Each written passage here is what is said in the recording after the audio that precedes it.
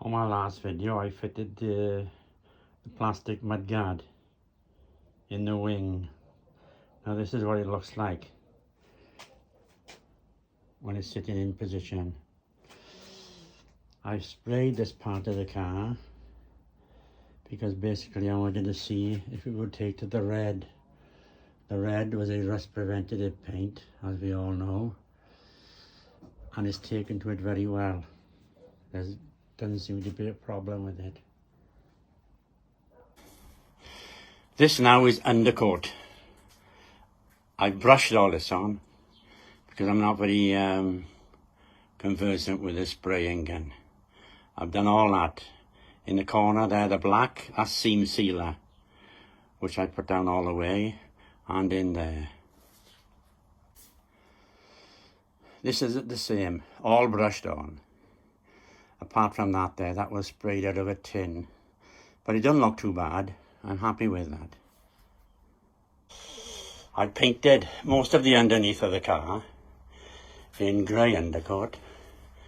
I put 2 coats on. I brushed it on. And I did have a go with the spray gun. But I've done a better job with the brush, to be honest. And it's all painted there.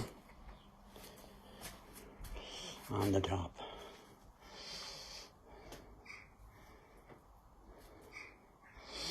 This area here, as you all know probably, that's where the petrol tank goes. So once I get it back for being refurbed, I can put that in and I can start putting the back axle on. This area here is what I'm going to paint today. I've left it. It's just got the rust preventative paint on there at the moment. These here, what we're looking at there, is the sill from behind the wheel. And that little strut you can see is holding it in position as a strengthener.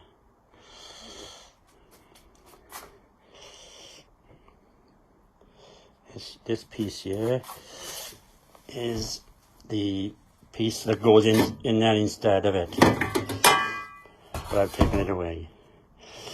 This here is the boot floor. This is where all the water was holding.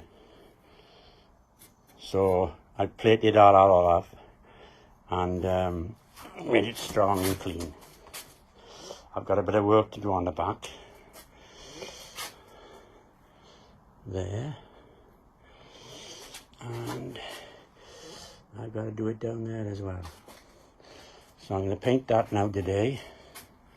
And hopefully in a week it's going to be blue.